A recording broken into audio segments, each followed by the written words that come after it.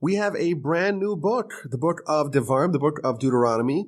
This week's Parshas Devarim has 105 verses and 2 mitzvos, and it's a very different kind of narrative. Moses is 5 weeks before he's passing, and he's going to give us a 3-parsha-long speech that constitutes his last will and testament, his final message to the nation.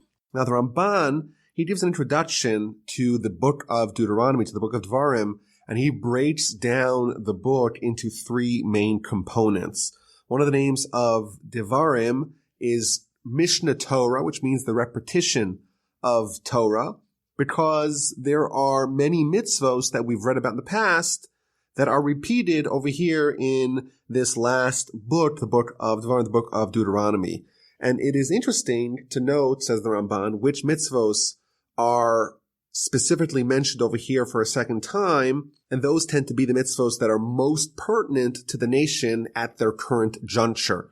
Moses is about to pass. Immediately after his passing, they're going to enter the land, and therefore the mitzvahs that are most pertinent to the entering of the land, they're the ones that are going to be repeated, either with added explanation or with warnings about the consequences of violating these mitzvahs. He also notes that the book of Devarim does not repeat the Kohanic mitzvahs of the book of Leviticus, and the reason for that is because the Kohanim, they're so adept, they're so skilled, and therefore they don't need to have the laws that are pertinent to them to be repeated. So that's one component. One component of the book is the repetition of the many mitzvos that we were given previously. In addition, there is a second component that is new mitzvos. Not mitzvos that were commanded for the first time now, rather mitzvos that were commanded to Moses at Sinai, as the whole Torah was given to him at Sinai, but they weren't conveyed to the earlier generation, either because they're very rare, like the laws of Yibum, Levirate marriage we'll read about in a few weeks, or because they only kick in once you enter the land. Regardless, these mitzvos are new. We haven't read about them previously, but now, as Moses is about to depart from the nation, he's going to tell him these laws. And finally, another component of the book is the rebuke and the critique of their behavior hitherto. Moses is about to pass, and we're going to begin the book with his criticism and his rebuke of the nation and their behavior over the course of these previous 40 years.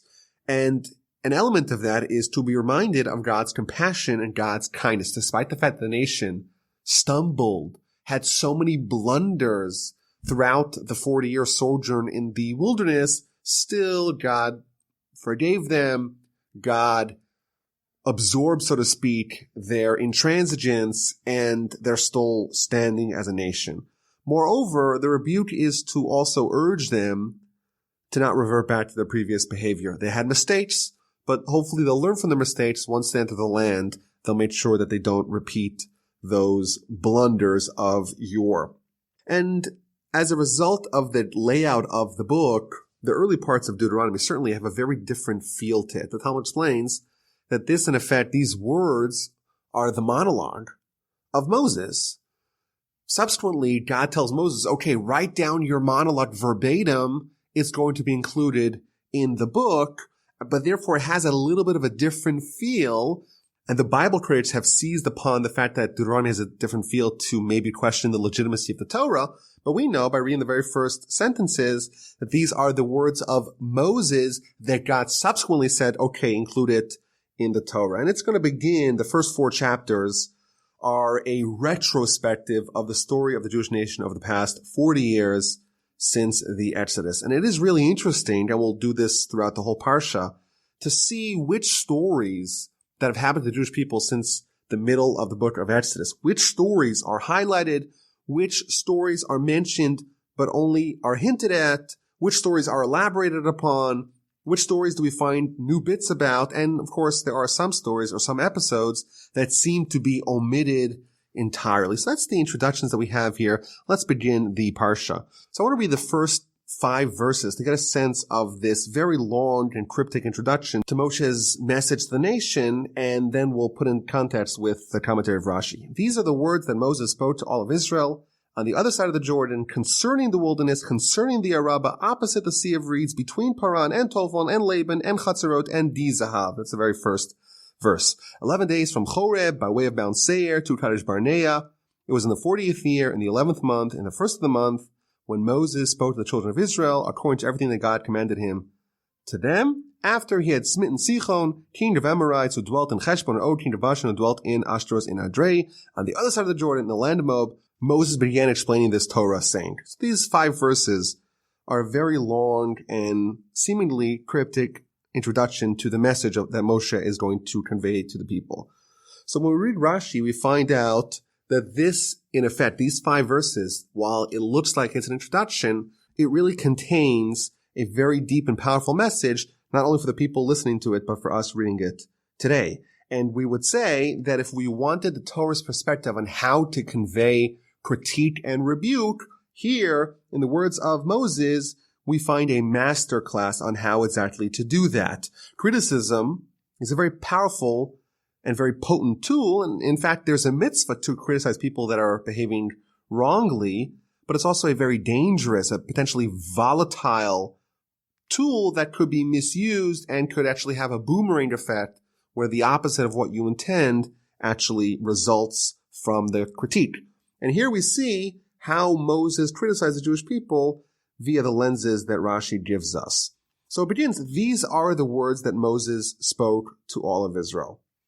And Rashi tells us right away that the places that it lists, the wilderness, the Araba, Sea of Reeds, Paran, Tophel, Laban, Chatzeros, Dizahav, these are not just the location of the message. These are the content of the message. Moses wanted to convey critique to the Jewish people for their behavior, but he did it in a way that the honor of the people was preserved.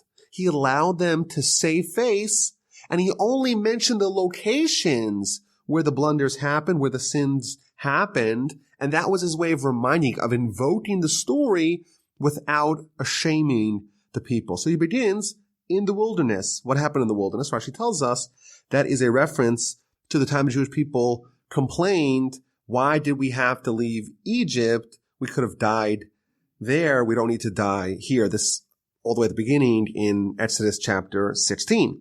When it says in the Araba, that's a reference to the sin with the daughters of Moab that resulted in mass idolatry and in the plague that we read about a few weeks ago in the book of Numbers. Opposite the Sea of Reeds, well, that refers to when they complained by the Sea of Reeds, there's not sufficient graves in Egypt, and they rebelled against God in that location. Between Paran, between Tophel and Lavan, Rashi again explains this is references to them complaining about the manna, the sin of the spies, the rebellion of Korach. They didn't take the lesson of the punishment of Miriam home. And finally, Dizahav, that is a reference to the sin of the golden calf. The Hebrew word for gold is Zahav.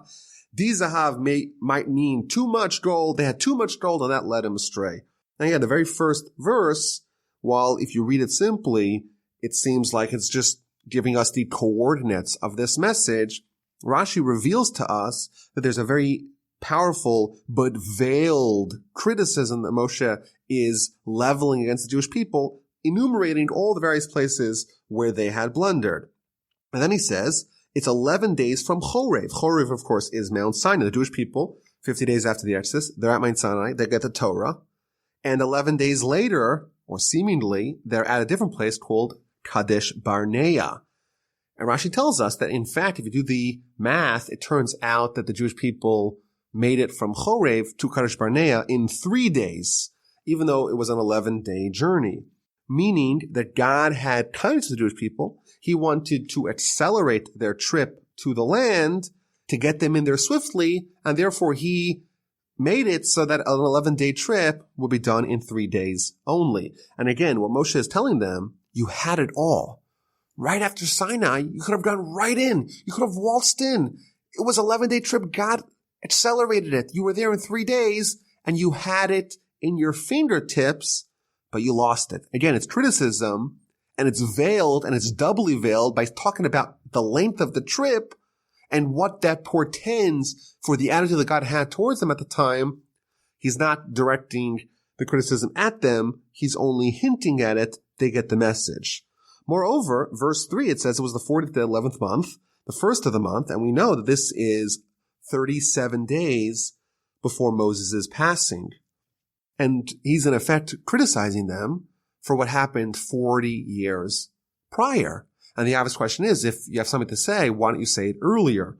So Rashi tells us is that Moses took a page out of Jacob's book. Jacob also wanted to criticize his children, but he waited till he was on his deathbed, and he told Shimon and Levi about the stolen craft that they had taken from his brother Esav.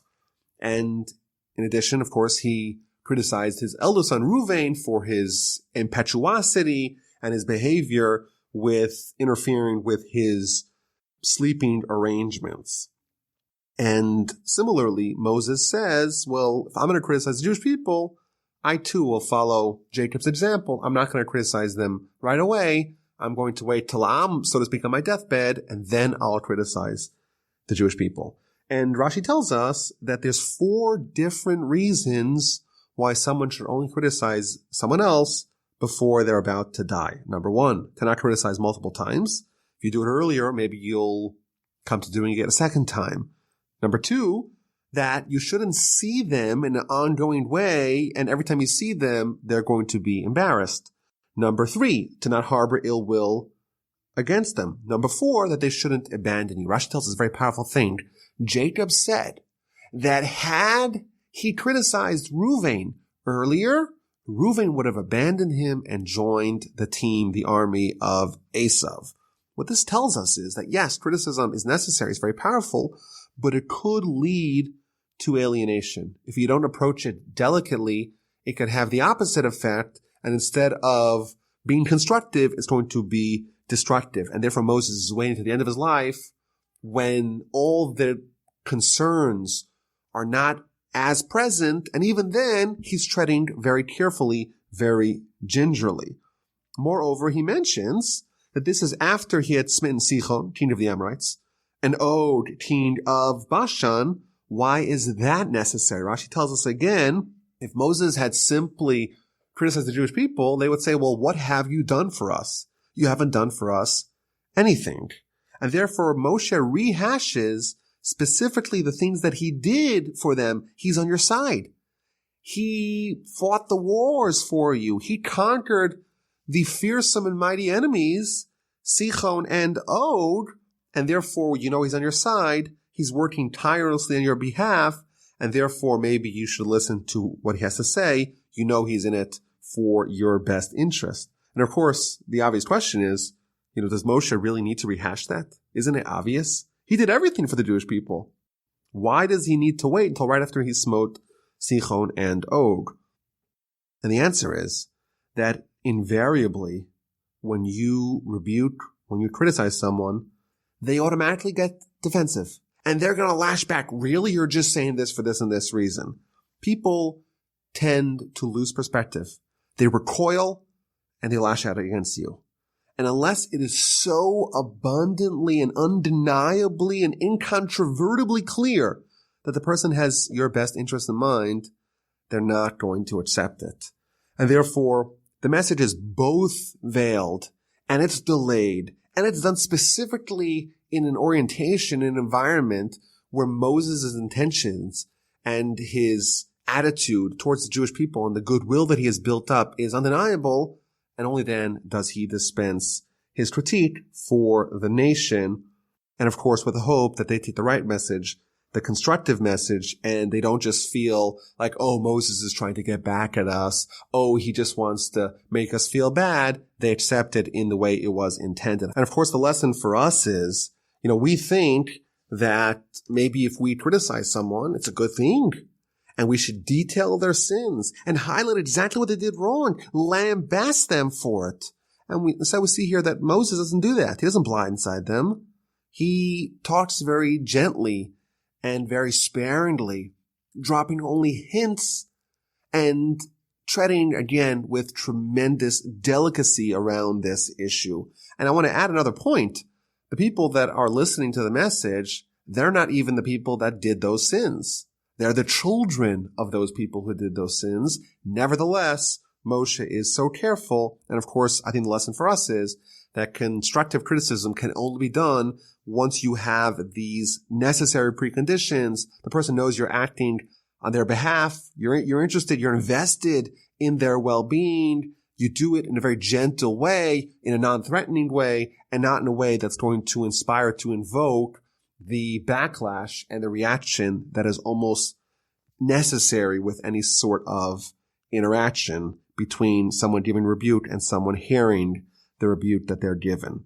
So that's the introduction, and Moses begins explaining the Torah. Rashi tells us that this is his mission. The mission of this book is to explain the Torah in such a way that it is scintillatingly clear. Rashi tells us that it means he explained it in 70 languages, which some understand as literally he took it all the languages possible and translated, explained the Torah in that way, or it means in a way that is so clear, it is so lucid and so well known that it's understood to all. And he begins by saying that God wanted us to move away from the mountain. We were at the mountain, Mount Sinai, for about a year. And it says, okay, now it's time to enter the land and possess it, the land that God swore to our forefathers, to Abraham, to Isaac, and Jacob. And again, this is another veiled hint at a criticism. We could have just come take it, to possess it. We didn't need spies. We didn't need scouts. We didn't need weapons. And God was on our side, of course. We are invincible if we have God worrying for us and taking care of us. And then it begins, verse 9, I said to you at that time, I cannot carry you alone. Hashem your God has multiplied you. You're like the stars of the heavens. God should give you a blessing 1,000 times of what you have today. But I cannot carry you myself, all your burdens, all your quarrels. I need to have lieutenants. I need to have aides. I need to have people who are distinguished men, who are wise, who are understanding, who are well known to your tribes. I need aides to help me in leading the nation. So it's interesting here. The first episode that is elaborated upon, not just hinted in the retrospective of our Parsha, is the appointment of judges. And it tells us that, the judges have to be distinguished men, people who are righteous, who are wise, but also clever, people who are men of understanding, not only understanding what is said, but understanding what is not said, people who are well known, people that have a reputation. These are the people that I was looking for. And you answered me, again, this is Moses talking to the people, the thing that you have proposed to do is good. And again, Rashi tells us this is another veiled critique. You wanted judges that you thought were manipulatable. What you should have said, Moses is hinting to the nation, is that no, we don't want judges, we want you. You're the best. You're, of course, the mouthpiece of God. You're getting the Torah in its most undiluted form from God. We want to study only from you. But the real reason why, the secret reason why you wanted judges was because you thought that you could maybe toy with them, you could corrupt them, you could find ways to manipulate them to your satisfaction. So what happened? I took the heads of your tribes and people that were wise and well known, and I appointed them leaders of thousands, leaders of hundreds, leaders of 50s, and leaders of 10s, the officers for your tribes. There were, of course, the judges. There were the enforcers of the judgments. This is the police state, so to speak, the people who are there to enforce the rulings of the judges. And this hierarchy, of course, we read about in the book of Exodus. This was proposed, at least in the book of Exodus, by Moses' father-in-law, Jethro, where there was this hierarchical system. Every 10 people had one leader. If they had a question, they would ask him. And then every 5 groups of 10 would have a leader of 50. And then every 2 of that would have a leader of 100. And every 10 of that would have a leader of 1,000, etc., until the most difficult questions would be presented to Moses. So this is the first idea that is talked about here at length, is the appointment of judges. So I want to maybe suggest an answer as to why specifically this story, there's a need to highlight it now as the Jewish people are on the doorstep of entering the land. It's been 40 years. Moses is about to pass. Why is this so important? Maybe we could suggest, Moses is set to hand over the reins of leadership of the nation to Joshua. There's no greater shoes to fill.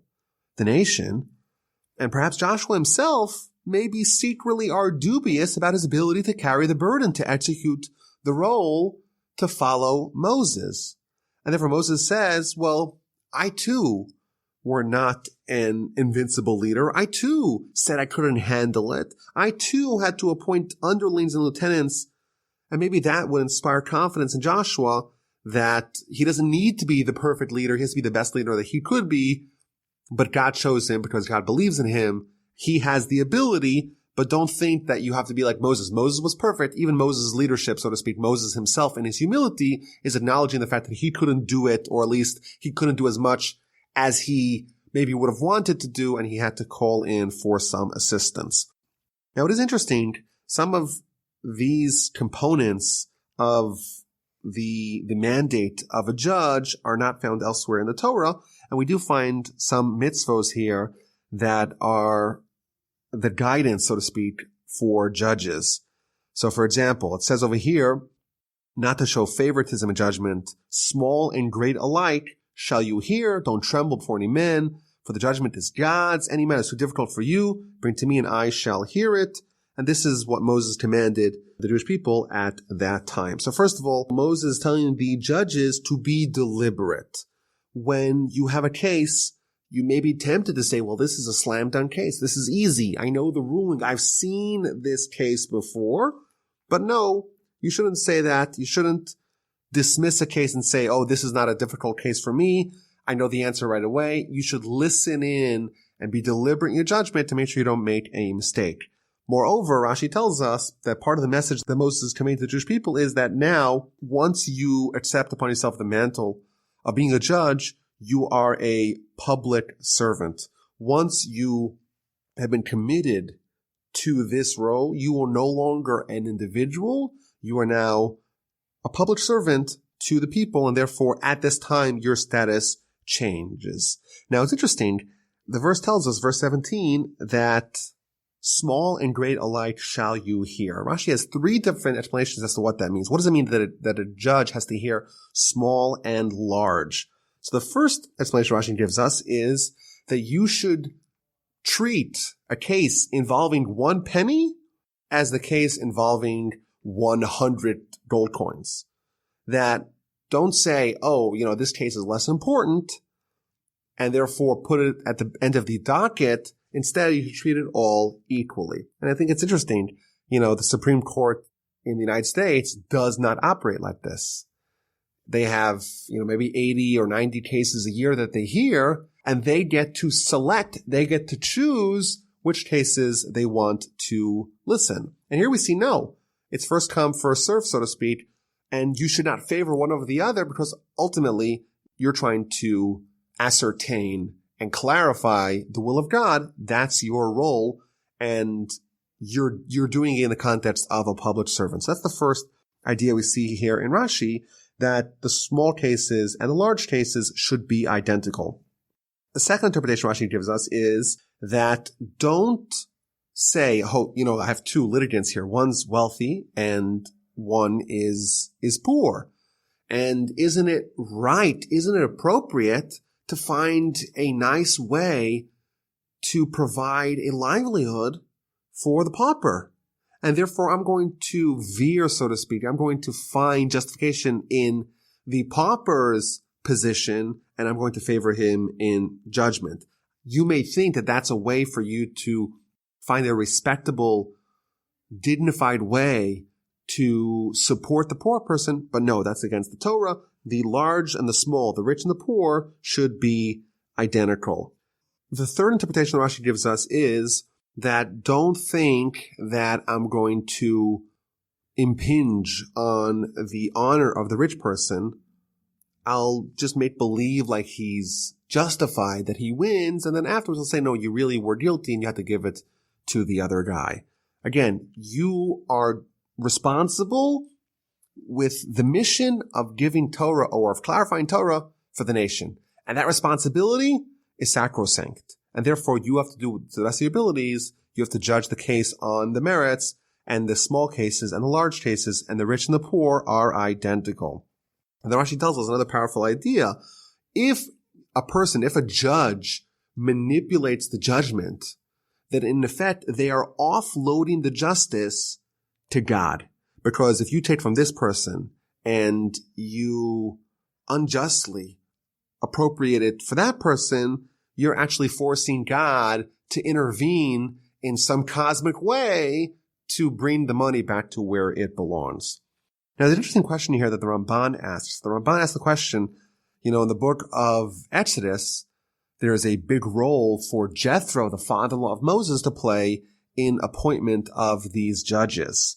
Yet over here in the beginning of the book of Deuteronomy, he's not mentioned at all. And if he's the architect of this whole system, isn't it appropriate for him to be mentioned? Why is he not mentioned in our description, in our retelling of the organization, of the building of this structure of the legal system and the judges? And he gives us three answers, very interesting.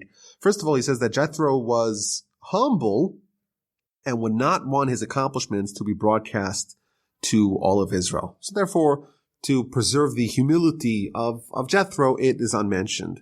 And then he says something very interesting. He says, this nation, Moses is 120 years old. They're much younger.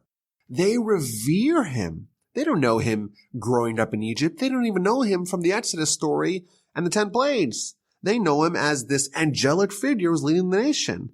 And if they find out that his father-in-law is that former priest, that former idolater from Midian, Jethro, and his wife is a Cuthite, maybe that they would not look too fondly upon that. And therefore the Ramban tells us that a leader has to preserve his dignity. And he must not at least deliberately invoke something that his flock, whether justifiably or otherwise, may view as shameful. And finally, the Ramban tells us that really, even though this was proposed by Jethro, ultimately Moses asked God if this system was proper, and therefore the implementation of the scheme was not a result of the initiative of Jethro. Yes, he's given his plaudits in the book of Exodus, but ultimately when we're talking about the implementation, that is Moses in consultation with God, and that's why Jethro's role is ignored, at least over here. Now, in addition here, in verse 18, it says, I commanded you at the time all the things that you should do. And this is a little bit of a cryptic verse. It's not clear exactly what Moses is referring to. I command you at the time all the things that you should do. So Rashi tells us that what it's talking about, or what's referring to over here, is the 10 differences that exist between monetary cases and capital cases in a Jewish court of law. The Talmud enumerates 10 differences between capital cases and criminal and other civil cases. And I think going through these 10 things, it is a sense of the Jewish jurisprudence and the sensitivity that it has around the idea of capital punishment. If you read the Torah and you read the laws and the mitzvos, it seems like there's many mitzvos, at least relative to standards that we have today in the Western world. There's many mitzvos that seem to carry with it the threat of the death penalty. Yet when you learn about what the court needs to do to actually arrive at such a guilty verdict and to actually execute someone, there are draconian regulations that make it very difficult to actually dot all those I's and dash all those T's. And here we have 10 differences that exist between capital crimes and between monetary crimes in how the court has to actually go through and deliberate these cases. And that shows you that it's actually vanishingly rare for someone to be tried and be found guilty and be executed in Jewish court of law. Of course, the Talmud tells us that a Jewish court of law that executes more than once every 70 years is a bloody court, meaning they're not doing their job. Moses continues his message, and we journeyed from Horeb. We went through the entire great and awesome wilderness, and we passed the Amorite mountains. And I said to you, I've come until the Amorite mountain that Hashem, our God, has given us. See, Hashem, your God, has placed you. The land is before you. Go up and possess it. As Hashem, God of your forefathers, has spoken to you, do not fear and do not lose resolve. The land was delivered to us on a silver platter. Again, we didn't need to have spies. We didn't need to have any weapons. God gave it to us. It's our inheritance. We don't need to fear them, and we don't need to lose our resolve. It is ours if we want it. But of course, the nation didn't want it. They wanted first to take the measures necessary as if it was not a miraculous conquest, as if it was a regular military conquest. You send the scouts to reconnoiter the land, to do a reconnaissance mission, and you asked, let us send men ahead of us and let them spy out the land and bring word back to us, the road which we shall ascend and the cities which we shall come. And this is, of course, the episode of the spies. The people, they asked Moses, can we send men to go scout the land, to go reconnoiter the land and find out how to attack it, as if it's not miraculous. And this, of course, where the mistake begins. And Moses responds, again, this is all his monologue, the idea was good in my eyes. So I took 12 men, 1 man from each tribe, and they ascended the mountain, and they went to the valley of Eshcol, they spied it out, they brought back the fruit, and they came back to us, and this was their message, good is the land that Hashem, your God, has given us. So a few things here. First of all, Moses here plainly states that he approved of it. He's giving this retrospective of the 40 years to the Jewish people, and he is going to begin to criticize them about the episode of the spies, but he plainly states that the idea was good in his eyes. So how do you criticize the Jewish people when you yourself signed off on the plan? So Rashi tells us that Moses, yes, he gave approval, but he was just given his approval to demonstrate how convinced he was that there was nothing wrong with the land, in the hopes that when they see his confidence, they will drop their request to appoint spies. And he gives this wonderful parable. You have someone who's selling a donkey, and the guy comes and says, okay, can I try it out? Can I try your donkey, see if it's healthy? And the man says, sure. Well, can I go up the mountains? Can I go up the valleys? And he says, sure. And if you see the guy is so confident in letting you try out the donkey, you don't even need to try it out. You can sense from his confidence that the animal is sturdy. Similarly, Moses is saying, I'm so confident. We got the land. Yes, go send spies to scout it out. I'm so confident. Yet his intention was that confidence would inspire confidence amongst the Jewish people, and they would say, you know what, we don't even need it. But of course, they did not do it. And then he retells the story. It's really interesting what his version of the story is. These people, the 12 scouts appointed to go inspect the land, they come back with a message, the land is very good. And the obvious question is, Moses buried the lead.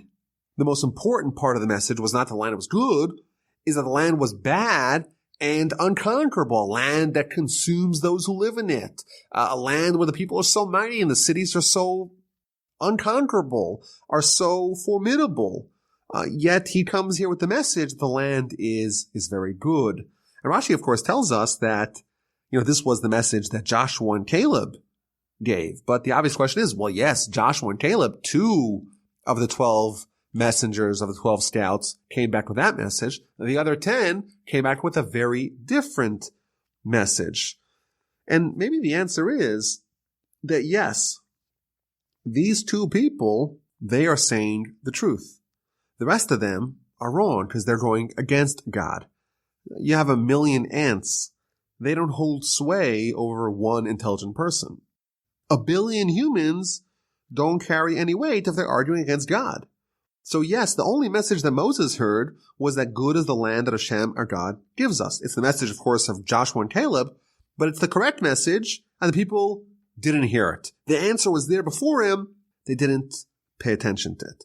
But you did not wish to ascend, and you rebelled against the word of Hashem, your God. You slandered your tents because of Hashem's hatred for us. He took us out of the land of Egypt. He wants us to die. And you got all sad, and you started crying.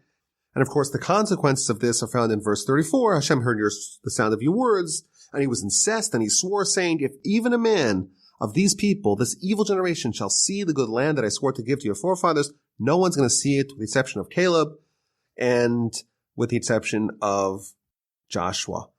This is the second episode here in chapter 1 that is elaborated upon, and I would say that this is a very germane message to the nation as they're about to enter the land permanently.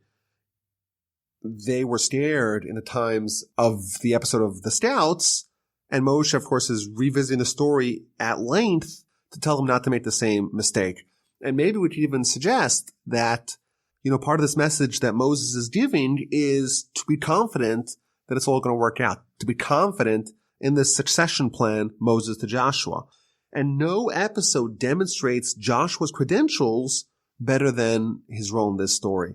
And therefore, we see that multiple times throughout the Parsha, Joshua's accomplishments are revisited, and his role as Moses' successor and the strength given to him is expressed throughout this whole monologue. And Moses continues, "With me as well, God became angry because if you send, you too shall not come there. Joshua, he'll be your replacement. Strengthen him, but you're not going to enter the land." This is a very puzzling verse here, verse 34.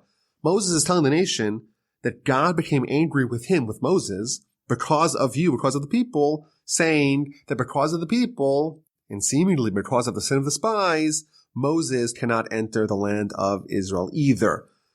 Now, we know that Moses was precluded from entering the land because of the sin of hitting the rock, not because of the sin of the spies.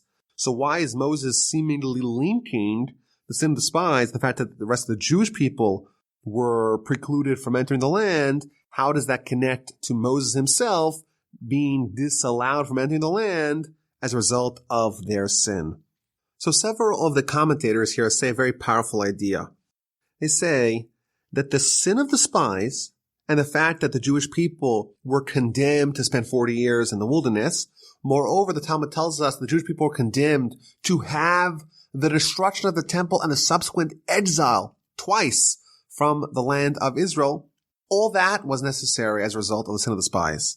And ergo, the sin of the spies mandated that Moses would not enter the land, because otherwise the punishment of crying for generations would not have been fulfilled. Very powerful idea, and we've talked about this in the past. Had Moses been at the helm of the Jewish people when they conquered the land, that conquest would have been permanent. Moses' accomplishments are permanent. And therefore, had he been at the helm when they conquered the land, it would have been permanent. However, as a result of the sin of the spies, the Jewish people were condemned to be exiled from the land twice: destruction of the first temple, destruction of the second temple. The first Commonwealth, they went to Babylon. The second Commonwealth was shattered by the Romans. As a result of the sin of the spies, the sin of Moses hitting the rock had to happen almost. It was mandatory for it to happen. And therefore, that ensured that Moses would not lead the Jewish people into the land, and that therefore the people will not be there permanently. The conquest will not be set in stone and undoable and immutable, and therefore the conditions would be present for them to be kicked out subsequently. The Ramban also tells us, really interesting, the names of the spies are not mentioned. And the reason is because Moses is not coming to denigrate individuals. He only wants to speak to the public. The public sinned. The public was punished, but it doesn't delineate the sins of the individuals or what happened to them subsequently. They were punished and they died. Those 10 scouts, the 10 spies, they died in a horrific manner. That's not the subject matter. The subject is the general activities of the community. And then it talks about what happened to the groups of people that wanted to insist after the verdict was rendered. The Jewish people have to spend 40 years in the wilderness. A group of people insisted. They went up and they were slaughtered. And the verse tells us that they were slaughtered like bees. And what does that mean? Rashi tells us just like a bee, when it strikes someone, it itself dies.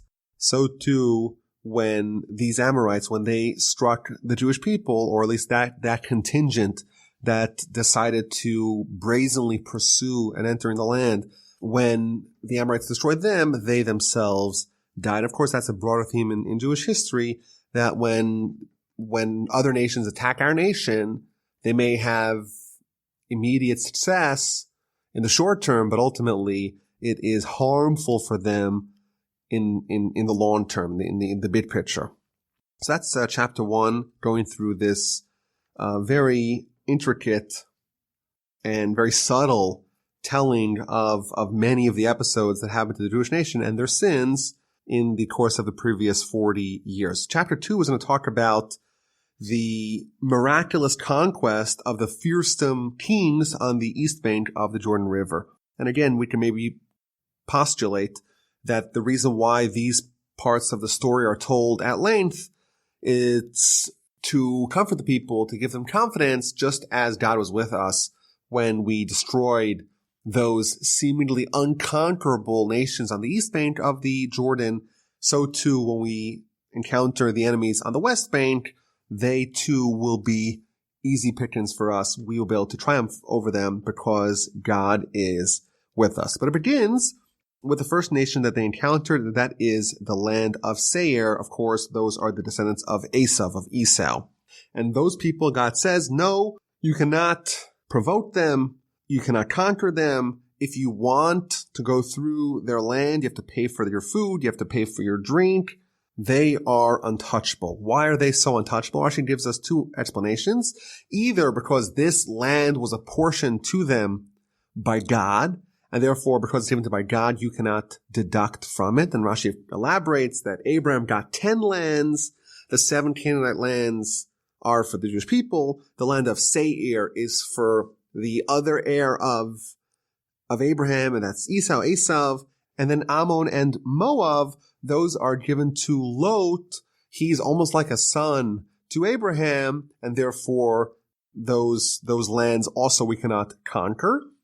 Thus, the first reason why we cannot conquer the land of Seir is because it's rightfully Esau's. Alternatively, what Rashi tells us is that, yes, it's going to be ours, but that is for the times of the Messianic era. When Messiah comes, that's going to be our time and opportunity and our moment to conquer the land of Seir.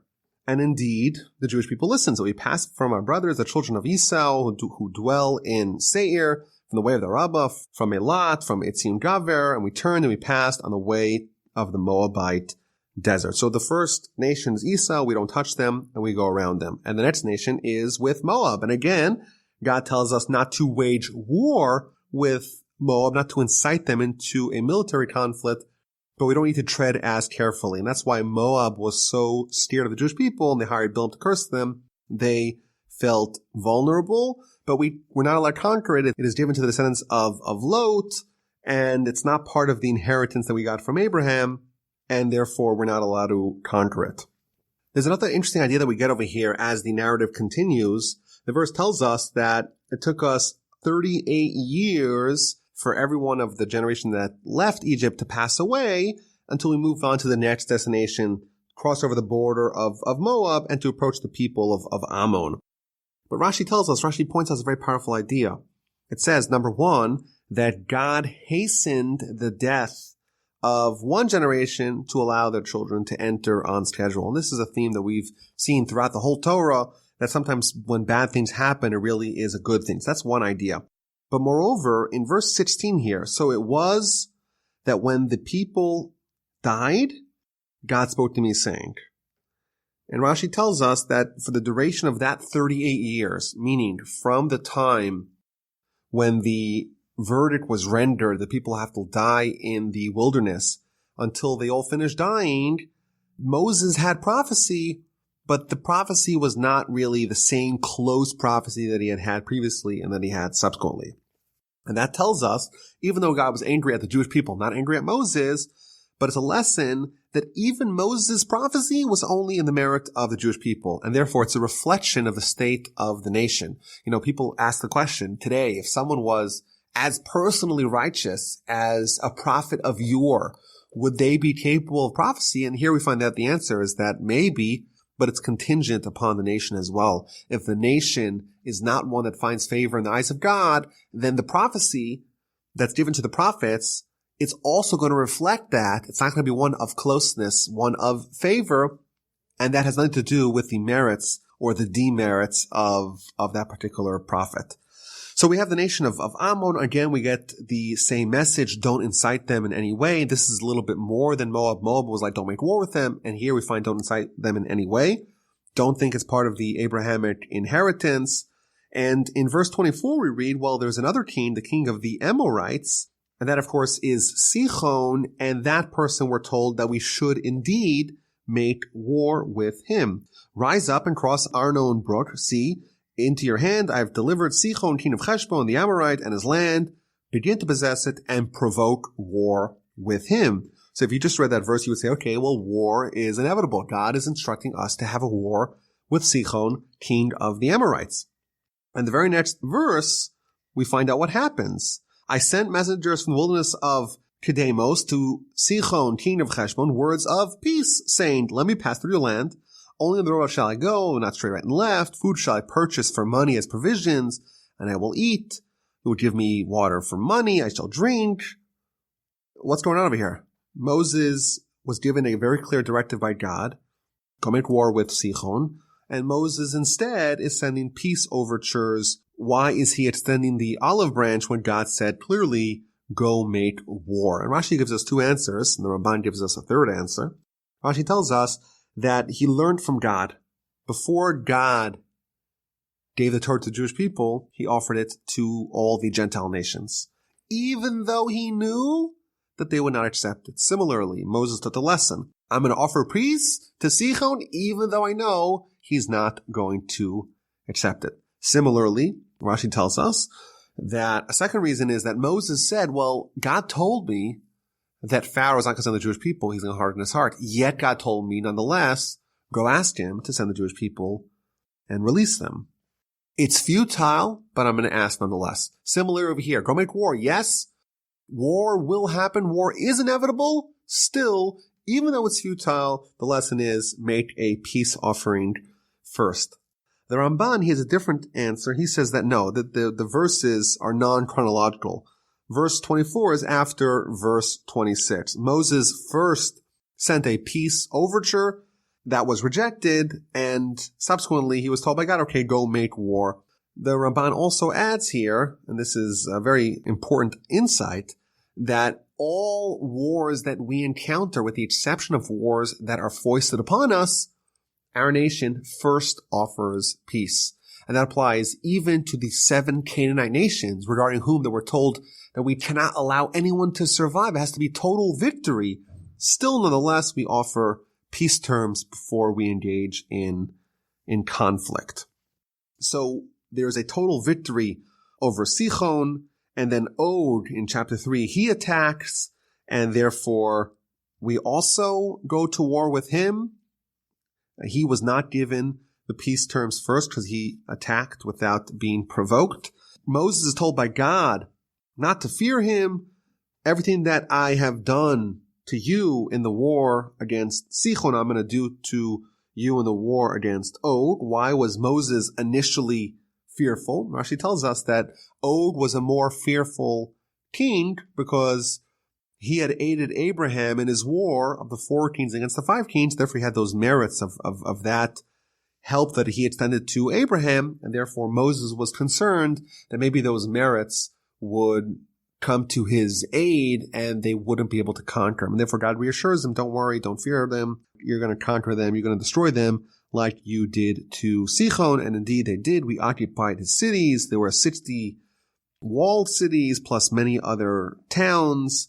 And despite the fact that he was so powerful and he was so fearsome and he didn't even subsist with a regular wooden bed, he needed a metal one, nonetheless, he was totally vanquished. And the Parsha concludes where Moses revisits the deal with the tribe of Reuven and Gad and half of Manasseh. It goes through the lands and their agreement. Again, this is another episode that is told at length. And maybe, again, we could suggest that these people were splitting off. They're not permanently joining the Jewish people. Therefore, it's important to tell their story and their pledge. And the Parsha ends with another reassurance to Joshua. I commanded Joshua at the time, saying, your eyes have seen everything that Hashem, your God, has done to these 2 kings. So will Hashem do to all the kings where you cross over. You shall not fear them, for Hashem, your God, he shall wage war for you. And the Parsha ends on a little bit of a cliffhanger. It's the middle of the message. It's the middle of the monologue. And then Moses is going to make it very personal at the beginning of next week's Parsha, where he's going to be talking about his sincere and deep and continuous and repeated requests to have the decree that he'd not enter the land annulled. So that's next week. Thank you all for listening. The email is rabbiwolbe@gmail.com. I look forward to speaking to you next week.